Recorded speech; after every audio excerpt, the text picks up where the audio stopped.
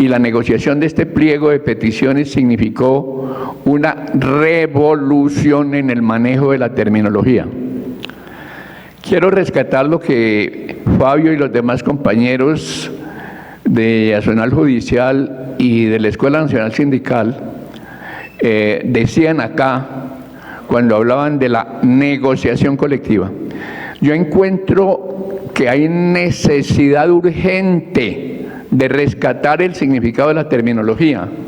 Me acojo al término del artículo 55 de la Constitución, negociación colectiva, y me aparto respetuosamente de los compañeros burócratas que defienden la contratación colectiva, porque la contratación está inspirada en el concepto igualitarista, que no de igualdad, sino igualitarista del derecho civil, mientras que la negociación se enmarca en el contexto de las contradicciones de clase.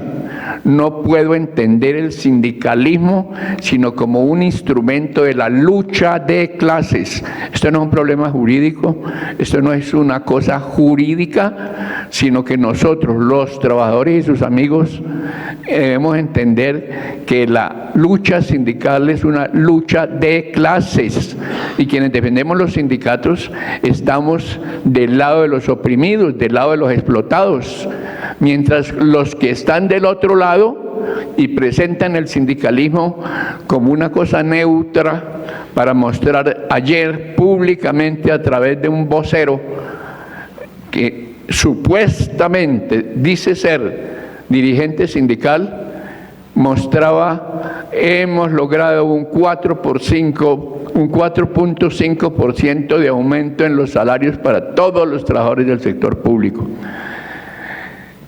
Lo digo con mucho respeto, pero con mucha franqueza, porque me parece que la manera de construir más eficaz es hablando desde la diferencia. Yo rescato más la diferencia que el concepto de igualitarismo.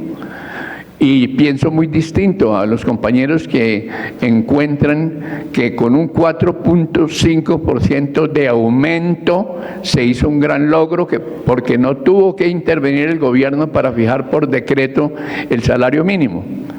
Pues resulta que ese aumento del 4.5% representó para los trabajadores de salario mínimo que están en promedio en $1.000.000 de pesos, un aumento de 45.000 pesos, mientras que para un parlamentario que recibe 31 millones de pesos significó un aumento de 1.432.000, 1 millón.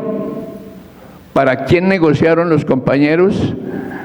Para los parlamentarios, para los senadores, para aquellos sinvergüenzas que desde el Congreso les quitan las pensiones, les rebajan los salarios, y adiciónenle a eso, con la vocería de un compañero de izquierda, que quieren el 20% del presupuesto general en una reforma con un acto legislativo que está a 2 debates ya de ser acto legislativo en el país, que el 20% del presupuesto nacional lo puedan repartir ellos y puedan determinar los señores parlamentarios cómo se reparte ese millón, cómo se reparten esos 20% del presupuesto nacional.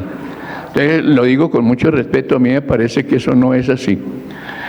Ahora, con respecto al tema que ustedes me convocan para hablar de él acá, yo tengo la convicción de que estamos a años luz, supremamente atrasados, no solamente en el manejo de la terminología, sino en la significación de lo que es el movimiento sindical.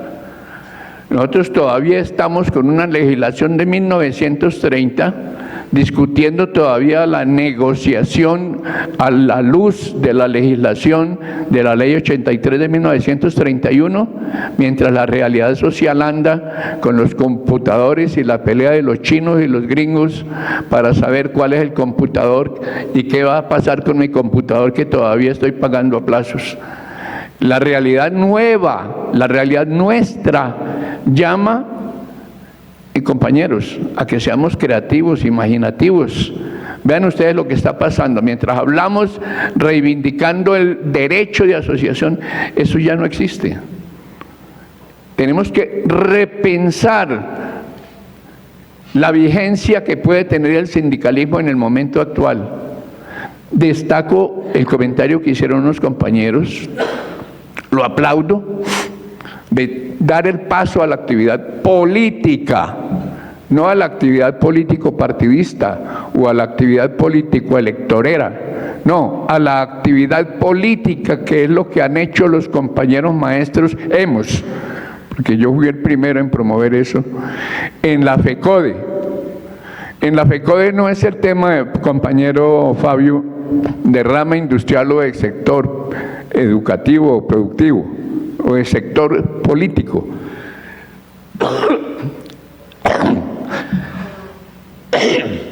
En la FECODE simplemente se presentó, después de unos hechos,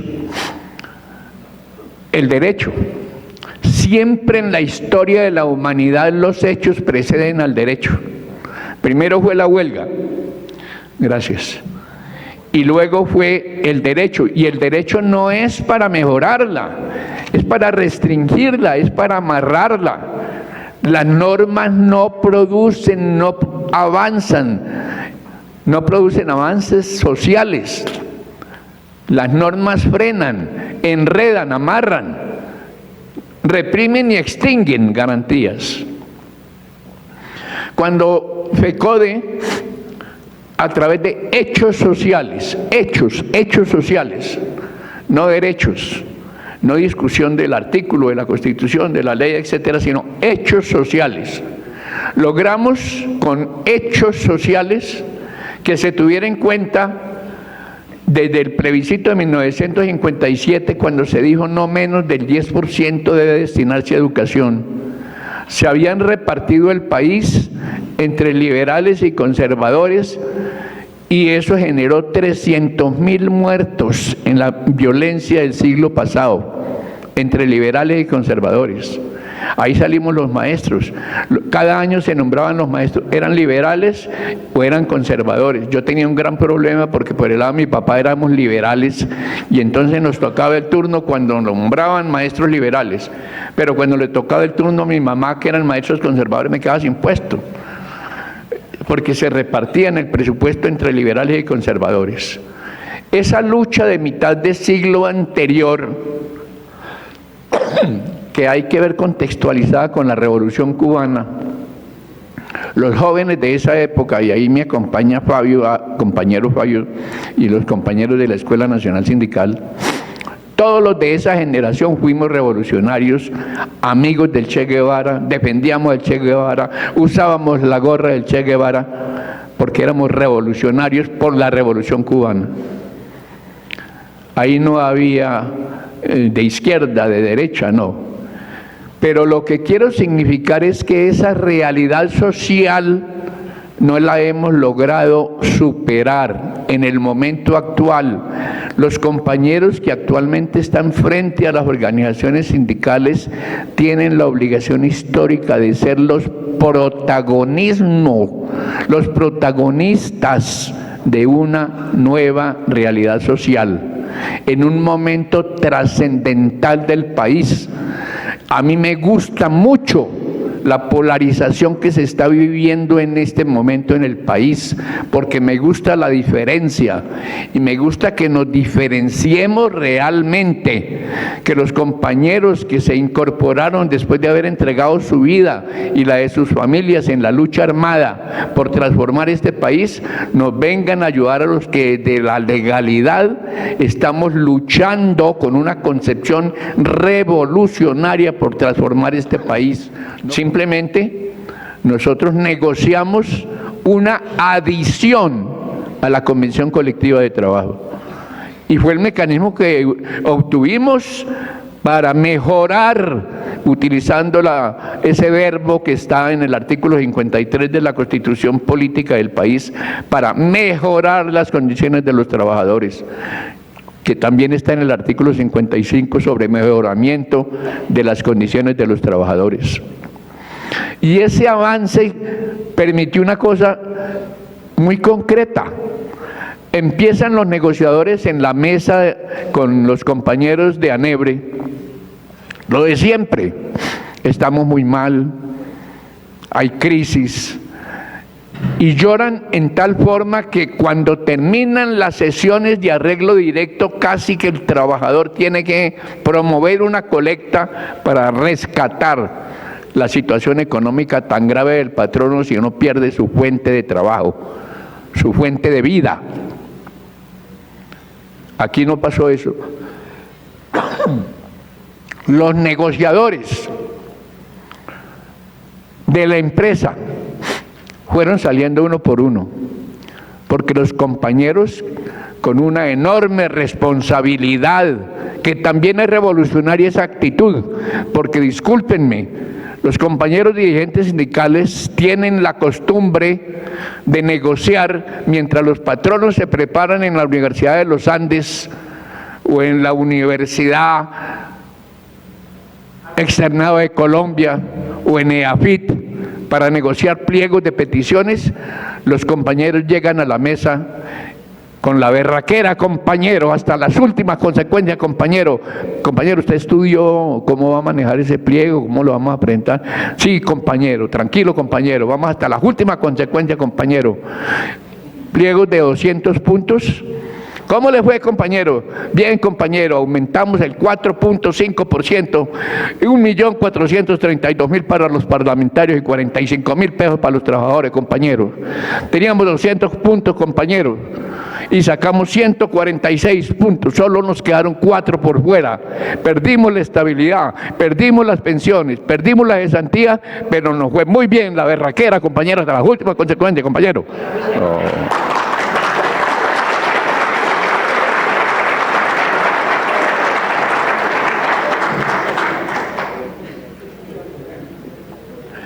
Fueron sacando uno por uno a los negociadores del Banco de la República.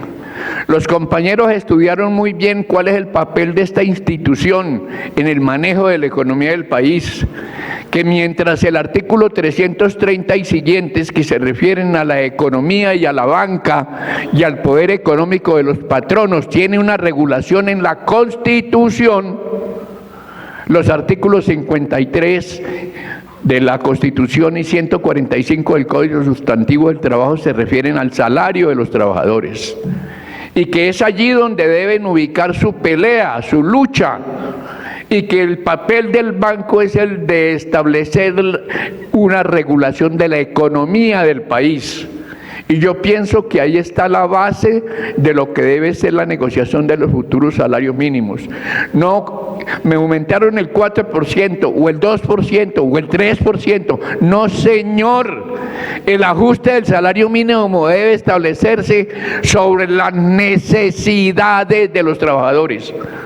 Y eso fue un avance enorme. Los compañeros se capacitaron, se prepararon, fueron saliendo uno por uno los negociadores del banco. ¿Y sabe cómo terminó este pliego de peticiones por el cual digo yo que han asumido una conducta revolucionaria? Terminó con la negociación del propio gerente, que fue el que tuvo que negociar un pliego de peticiones de una manera insólita. Nos saltamos la etapa de arreglo directo, un pliego que iba a durar 11 días, decían los compañeros, 15 días. Los que más pesimistas eran, decían: no, esto por lo menos dura 40 días. Duramos 11 meses en esa negociación y terminaron los compañeros de la Junta Directiva, los compañeros negociadores, juntos, Junta Directiva y Comisión Negociadora, otro paso valioso, con pensamientos distintos. Siempre reivindicamos la diferencia en las negociaciones, nada de la normatividad vigente, porque eso está mandado a recoger. Perdónenme, hay que hacer una fosa y llamar al doctor Ordóñez para que nos ayude a coger el Código Sustantivo del Trabajo y desaparecerlo. Él es muy experto en quemar libros, entonces que nos ayude a llevar a una fosa ese código que ya está mandado a recoger. Estos compañeros terminaron en una negociación nueva, pero repito, Esta institución nueva que se formula no fue salida de los códigos, fue salida de la imaginación, de la capacidad. El campo está abierto, compañeros, abierto para la imaginación, abierto para el pensamiento, para la creatividad, porque lo que ya pasó, ya pasó. Bien o mal, yo creo que bien, regular o como haya sido, ya lo que hicieron, lo hicieron. Ahora hay que hacer cosas nuevas. En el momento actual, esos avances de FECODE, de la negociación colectiva, no es por los sectores, compañero Fabio, con todo respeto, es porque allí se determinaron unas necesidades. Los maestros liberales y conservadores necesitábamos sacudirnos eso. Entonces dimos el paso, no, aquí no ni liberales ni conservadores, sindicalistas. Surgió el sindicalismo independiente por los años 50, muy poco después de expedido el Código Sustantivo del Trabajo. Ya no era el sindicalismo en 1946 de Monseñor Miguel Ángel Willis de Santa Rosa de Osos, que miraba con horror el comunismo, que miraba con horror el Partido Liberal, y desde donde se hacían prédicas para que los conservadores mataran a los liberales. Eso ya desapareció. O el sindicalismo liberal que estaba significado en la CTC, eso se rompió a partir de 1950, cuando después de luchar mucho por la vía legal, aparecen las organizaciones armadas, después del 9 de abril de 1948, y es el Partido Liberal con los chusmeros y el Partido Liberal y el Partido Conservador con los chulavitas, que promueven la violencia de esa época, pero no los compañeros de base, no la gente de la base, sino la cúpula de este país que siempre ha disfrutado de las riquezas, mientras los otros son los que se matan. Liberales y conservadores de las cúpulas, a esos que les hacen grandes honores. Uno no tiene que ir muy lejos para saber cuáles son los responsables de las desgracias de este país. Basta con que pida permiso, entre al Capitolio, entre a la Presidencia de la República y vea todas las fotografías que hay ahí de los supuestos próceres del país. Esos son los responsables de la situación que han vivido los colombianos y de la situación de miseria que actualmente está viviendo el país. Entonces, yo celebro eso y celebro continuar este diálogo, porque así como FECODE logró aumentar el presupuesto para educación, que los maestros no fueran ni liberales ni conservadores, sino que fueran quienes estuvieran, después de estudiar en una normal, en un escalafón, el estatuto docente, los planes de salud especial, y se negociaron políticas, y hoy día se está discutiendo lo del situado fiscal como una política de Estado. Eso no es del sector político, esa es una concepción política de la sociedad, como la tuvo la USO desde el momento en que inició sus negociaciones. Ustedes saben que la USO jamás negocia simplemente pensando en los aumentos de sueldos, siempre está por delante la política petrolera. Eso es lo que tenemos que retomar y proyectar. Y yo quiero invitar a los compañeros de ANEBRE a que sigan en este diálogo de construcción. Qué bueno que llamen a otros compañeros para saber cómo es que vamos a seguir negociando. Mire, aquí tenemos que seguir negociando ante la ineptitud de los partidos políticos, ante la incapacidad de los partidos políticos, dándole a los sindicatos el contenido político que está en la misma Constitución. Recuerden que antes no podíamos hacer política desde los sindicatos. Decían los sindicalistas del Partido Liberal, aquí no se puede hacer política, pero resulta que el presidente del directorio liberal era el compañero José Raquel Mercado, que en paz descanse, y era el presidente del directorio liberal. Y resulta que el presidente del directorio conservador era Tulio Cuevas, que en paz descanse, y decía, aquí no se puede hacer política. Pues resulta que no, es la política la que determina. Eso no es cierto, eso eran falsedades. La política es la que determina la razón de ser. Y a ustedes, los líderes de hoy, los dirigentes de hoy, Los protagonistas de hoy son ustedes.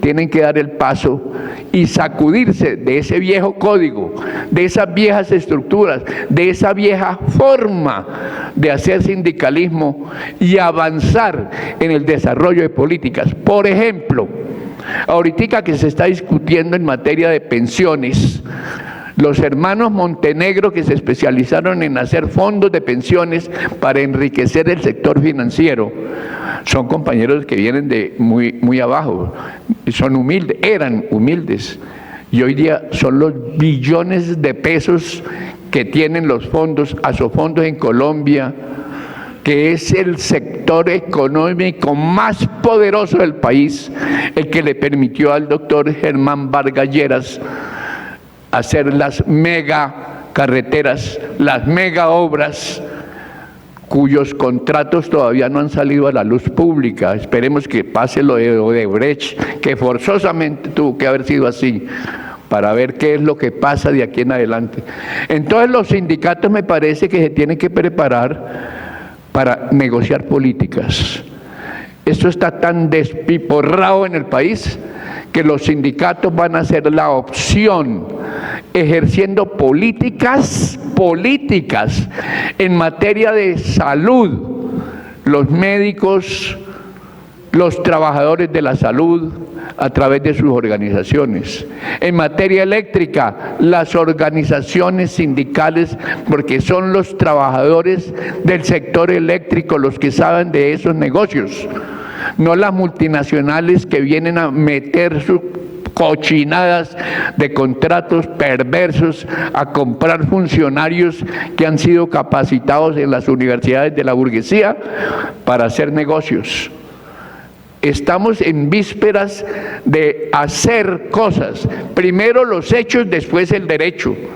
No hay que estar pensando en que entonces el mismo pliego de peticiones, la misma estructura sindical, presidente, secretario fiscal, miembros de la junta directiva, vocales, suplentes, orden del día, lectura del acta anterior, cuántos pollos se comieron los compañeros en la reunión de junta directiva pasada, cuál es el registro que tiene. Por Dios, estamos en el 2019. Estamos ya, los celulares están pasando a la historia también. Estamos en el pleno vigor de la tecnología. Y nosotros todavía, dizque con ese esquema sindical, eso no es. El paso que hay que dar es al desarrollo y al impulso de las políticas. Hacer alianza con los guerrilleros que se incorporaron a la lucha civil, defender su presencia en la sociedad civil, hacer causa común con ellos, proponer soluciones y exigencias a quienes están administrando el Estado y lo están administrando muy mal. Y siguen destapándose hechos de corrupción que nos van a llevar a tener que asumir, yo creo que después de un gran paro cívico nacional, conductas políticas. Mire esto del señor Néstor Humberto Martínez, esa salida olímpica que tuvo, eso no fue ninguna cosa generosa con el país y para darle una lección por la vergüenza que sintió cuando la JEP dictaba una medida de no extradición del señor Santrich. Entonces yo renuncio. No, señor, ese fue el payaso que le encontró para sacarle el cuerpo a Odebrecht, para sacarle el cuerpo a la captura de este señor Sarmiento, que está llamado a declarar por la corrupción de otro tipo de negocios que también se va a destapar, que es el negocio de los automóviles que representaba Matos, a quien ya van a extraditar de España para que venga a responder ante la justicia colombiana. Y están tratando de debilitar a los jueces colombianos, están tratando de pulverizar la administración de justicia por los jueces colombianos. ¿Con qué objetivo? Con el objetivo de que no vaya a ir ni el señor Uribe Álvaro, ni el señor Hermano Santiago, ni los otros políticos corrompidos que han dirigido este país, que no vayan a ir de pronto a la cárcel. Estamos en una coyuntura supremamente importante donde las organizaciones sociales y especialmente los sindicatos tienen que prepararse para dirigir, para impulsar, para promover políticas en materia de alimentación para los niños en las escuelas, en materia de salud en condiciones dignas y justas.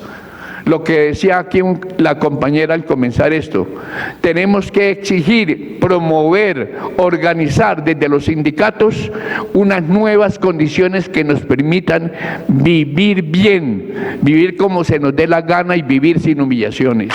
Ya pasó.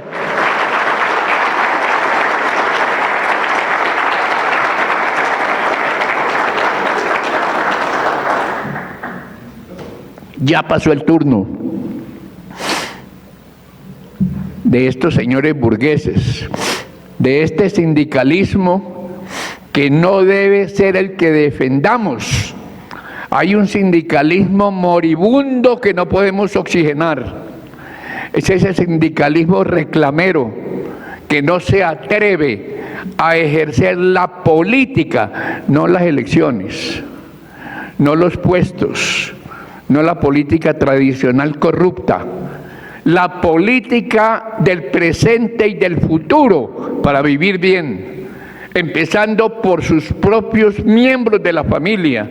Los dirigentes sindicales tienen esa obligación.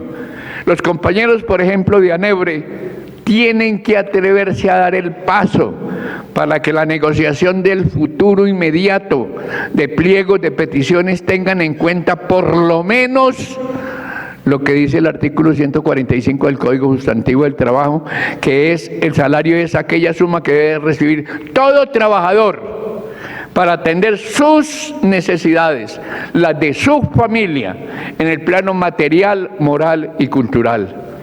Un salario de esa naturaleza lo calculo en 6 millones de pesos de hoy. Y el salario mínimo vital para profesionales como los que están trabajando, dirigiendo la economía de este país, pero al servicio de la oligarquía, al servicio de los grandes empresarios, de los ladrones que han sacado a este país. Y resulta que los compañeros economistas, expertos en el manejo de la economía nacional, abogados expertos en el manejo de los contratos, en el manejo del comercio, de los negocios internacionales, sosteniéndoles este país y esta riqueza para que sigan robando. Compañeros, sacudámonos. Este sindicalismo démosle una sepultura bien agradable.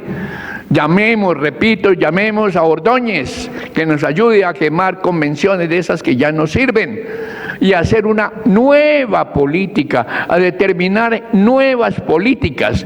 Ustedes están en la obligación de saber cuánto debe ganar un trabajador con una familia promedio de 4 personas.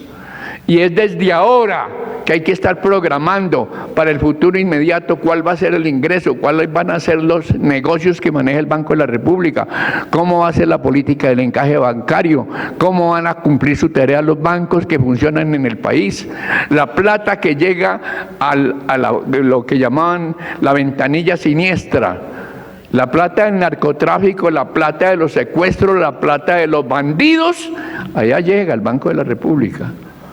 Por lo menos que la plata de la riqueza de este país,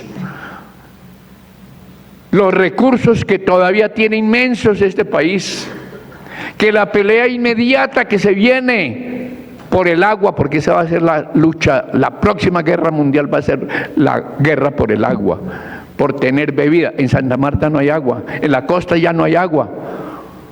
Esa lucha que se viene inmediatamente tiene que tener unos sindicatos con una estructura distinta. Política. Hagamos lo que nos toca hacer. Los que hicimos ya algo, cumplimos una tarea. Fuimos protagonistas. Ahora los protagonistas son ustedes. El protagonismo lo tiene que hacer la juventud, pero no por la herencia que les dan a los hijos de las familias ilustres. no por la herencia que le transmiten el poder político, con apellidos, no, con la experiencia que nos da la lucha que nos permitió aprender a leer y escribir, una mamá que nos enseñó a escribir, un papá que nos enseñó todavía juguete a escribir, a leer y a escribir. Esos esfuerzos de nuestras familias, esos esfuerzos de nuestros padres que nos llevaron al estado en que nos encontramos, yo creo que debe ser retribuido con una nueva forma de vivir la vida. Y ustedes, como dirigentes sindicales que ya han escrito esta hermosa página de derrota de los contrapliegos, tienen la obligación de universalizar, generalizar esto, compartirlo con los compañeros de las centrales obreras, en donde la vocería, infortunadamente, la sigue llevando un solo señor que habla a nombre de todas las centrales obreras, que es al que le dan micrófono, que es al que le dan televisión, que es al que le dan pantalla permanentemente para que hable a nombre del sindicalismo arcaico, del sindicalismo mandado a recoger. Fabio, usted tiene con sus compañeros que ganar espacios para el nuevo sindicalismo, para el sindicalismo del futuro. Yo creo en usted como un hombre honrado, como una persona que ha luchado toda una vida dedicada al beneficio de los demás, pero ya es tiempo de que dejemos lo que fue historia y que le demos el paso al nuevo sindicalismo, al sindicalismo del celular, al sindicalismo de las nuevas formas de comunicación. Ya no es la hoja, ya no es el stencil, ya dejamos la hora de la pantalla que se hacía antiguamente con los stenciles. Hay que cambiar, hay que comunicarse con nuevas formas. Y esas nuevas formas ustedes las están empezando a abrir con la derrota de los contrapliegos. Si eso no es así, estos señores que asesoran a los empresarios van a encontrar que denunciando, demandando las convenciones colectivas de trabajo, lo poco que tienen los trabajadores de hoy, se encarguen de darle sepultura al sindicalismo y reemplazarlo por la sumisión, por la entrega, para que vuelva la esclavitud a este país. Yo pienso, yo creo, yo estoy convencido de que el sindicalismo del futuro se tendrá que hacer con nuevas normas, con nuevas leyes que deben promover ustedes, determinar ustedes, no que se las impongan. Y no sigamos agarrados al código, no sigamos agarrados a la ley, no sigamos agarrados de las resoluciones que lo único que hacen es entrabar. ¿Quién les ha dicho a ustedes que la prestación personal del servicio es una forma para hacer contratos? Contratos de prestación de servicios, que encubre un contrato de prestación de servicio que ese señor no es trabajador. Entonces le dicen, ¿usted tiene cesantía? No, yo no tengo cesantía porque yo estoy contratado por prestación de servicios. ¿Cómo así? Pues sí, señor, desde que se instauraron las multinacionales en Barrancabermeja, en el Pacífico, en la costa atlántica, con la United Fruit Company, con las multinacionales levantaron una consigna que sigue vigente, donde hay contratos de prestación de servicios, no hay trabajadores. Hoy están los médicos rematando una negociación, son 14 sindicatos, tengo el honor de participar en la negociación de 8 de esos sindicatos. No pudieron lograr siquiera un solo punto en el cual se les diga somos trabajadores. No, porque si ustedes son trabajadores se les tiene que aplicar el código. Si son trabajadores tienen que tener derecho a cesantía. Si son trabajadores tienen que tener derecho a un salario. Y ustedes no son trabajadores, son prestadores de servicios. Y pasa esto tranquilamente. Hablaba yo con los compañeros que se incorporaron a la vida civil después de estar en la guerra. Les decía, ustedes tienen que venir a fortalecer aquí y a ganarse el derecho a ser trabajadores. Decirle a los administradores de esta república, yo estaba luchando por transformar la sociedad desde la vía violenta. Ahora vengo a que usted me proteja con la Constitución que hay actualmente y que me dé el derecho a ser trabajador, con un salario, con cesantía, con prestaciones, con lo que hemos logrado los protagonistas que fuimos en la dirección sindical hasta hoy. Pero los protagonistas de aquí en adelante tienen que ser otros. ¿Cómo es eso de que el contrato de prestación de servicios, y entonces con una frase desaparecen los trabajadores, ya no existen? No hay cesantía y no hay vacaciones y no hay prestación de ninguna clase de servicio médico. Han desaparecido con las frases, con las palabras. Han desaparecido las cosas, ya no hay derecho al trabajo. Es el derecho laboral para regular las relaciones de los colaboradores. Ustedes son los colaboradores de la empresa. Desaparecen los términos y a través de la terminología, a través de las palabras, nos están imponiendo una nueva ideología. Atérrense, yo creo que algunos de ustedes no saben que en el departamento del Meta están contratando empresas particulares para que hagan los procesos disciplinarios internos de los trabajadores que infringen las normas de la empresa. Están dándole la vuelta a la realidad que estamos viviendo todos los días, pero en contra de los trabajadores. Y nosotros tranquilos, defendiendo la resolución número 4 de 1952, compañeros, presidente, fiscal, tesorero, miembros de las comisiones de trabajo, comisión de prensa y propaganda.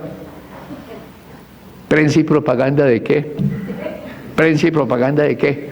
Los periodistas están en este momento con la pata al cuello, porque los periodistas trabajadores no encuentran dónde trabajar.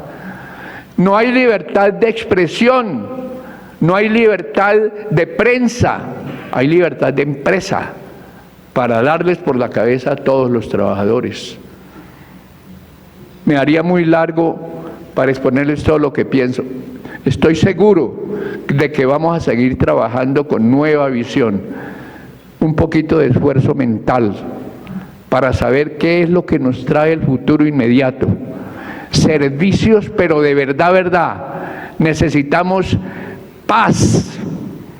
Tenemos que estar comprometidos con los procesos de paz y no comprometidos con la guerra. No podemos estar, así sean uribistas los compañeros. Yo todos los días le suplico al Todopoderoso que nos conserve al doctor Uribe, porque yo hago higiene mental todos los días, o si no, contra quién me estrello mirando a ese señor. Yo tengo a quien madrear todos los días, estar ahí, bien sea al Señor.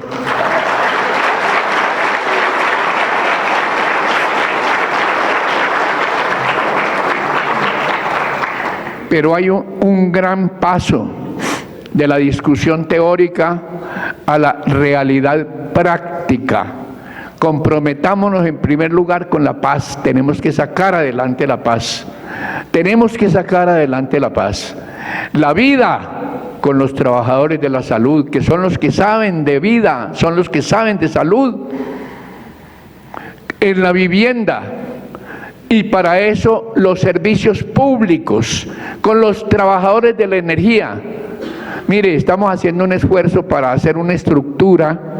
Es una experiencia muy interesante, que no es ni sindicato ni es federación, sino una estructura absolutamente revolucionaria de futuro también, la estructura de integración por servicios para responderle a la mundialización de la economía con la mundialización sindical.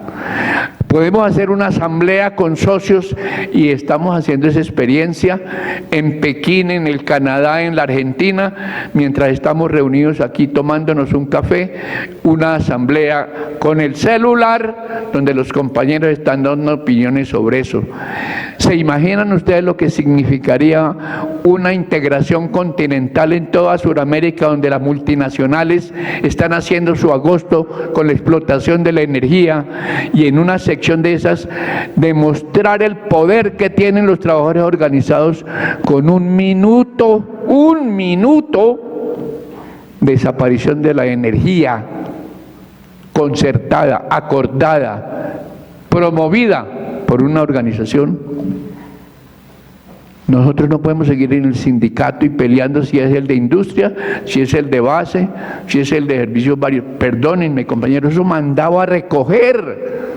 Hoy día el poder está en un celular, hoy día el poder está en un computador, hoy el día, atérrense ustedes, el mundo, la suerte del universo está en manos de dos botoncitos con los cuales juegan Trump en los Estados Unidos y el señor presidente de Corea del Norte. Juegan y juegan, nosotros la expectativa mirando a ver cuál oprime primero el botón. O los señores ayatolas que vienen de Irán. Y nosotros, compañeros, hasta la muerte, compañeros, hasta la última consecuencia, compañeros, hay que defender el pliego de petición, compañeros. El pliego de petición que presentamos, compañeros, y la convención colectiva. ¿Cuál convención? ¿Cuál pliego? Miremos el futuro, inmediato. Políticas, que eso no está a largo plazo, es ahora. En el Congreso se discute la sepultura de las garantías que tienen los trabajadores. Y en el seno de los sindicatos se tiene que cocinar la libertad, la independencia, la defensa de esos servicios básicos de educación, de salud, de condiciones dignas para que vivan los seres humanos. Ese debe ser el papel, que es un papel político. Y tenemos que buscar la alianza con todos los que estén de acuerdo con nosotros en eso. Perdónenme si molesté a alguien, no es ese mi interés, pero mi interés sí es el de promover, dinamizar, echar hacia adelante experiencias como las que los compañeros de ANEBRE han empezado a hacer, de verdad, en la práctica, no suposiciones, sino en la práctica, para hacer un nuevo sindicalismo. Yo creo que eso, compañeros, tienen que compartirlo para derrotar y ayudar a que los otros compañeros que están en la pelea derroten los contrapliegos y hacer cosas de una mayor envergadura, colectivas. Viene indiscutiblemente una gran conmoción social, y esa conmoción social se da porque desde el Congreso va a haber una pelotera enorme por el reparto de los puestos en estas elecciones que vienen, para que la mermelada ya no es mermelada, porque Duque dijo que se acababa la mermelada y lo está cumpliendo.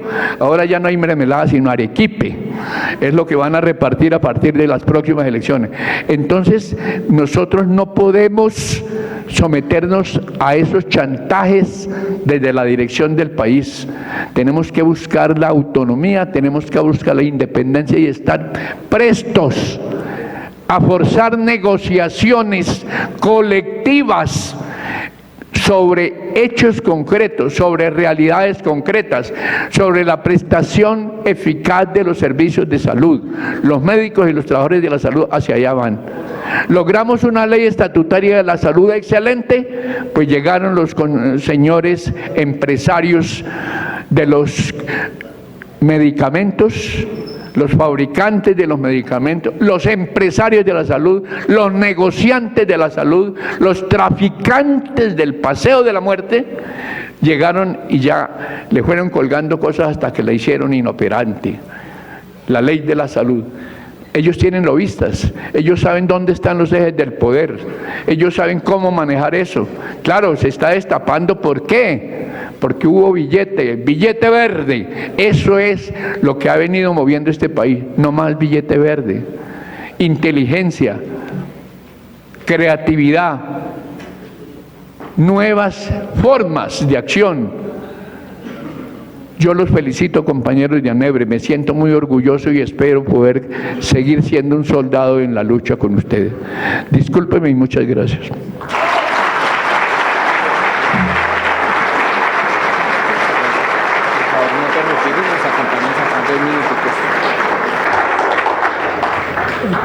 Gracias, compañeros, por esa expresión de aprecio y de reconocimiento a un luchador como Adalberto Carvajal. Quienes hemos tenido el privilegio de conocerlo y de trabajar hace muchos años con él, conocemos mucho de su personalidad. Por eso me atrevo a decir que Adalberto es una persona supremamente sencilla, noble, humilde, que no le gustan los agasajos, los reconocimientos, los honores. Pienso que el mayor honor para Adalberto Carvajal es el triunfo de las luchas de los trabajadores. Pero ante este momento histórico, Adalberto, creo que hay que quebrar esa condición que usted mismo nos ha impuesto en algún momento, de que no le gustan los reconocimientos ni los agasajos. Y es ineludible hoy, en un momento crucial de la vida de ANEBRE, entregarle esta placa, que más que una placa es un recuerdo y un reconocimiento, pero el mayor recuerdo que llevará a Adalberto en su corazón es que todos nos paremos y le brindemos una ovación que se escuche en todo Bogotá, y que le demos un abrazo y le brindemos calor, que ese es el verdadero homenaje que va a recordar a Adalberto. Muchas gracias.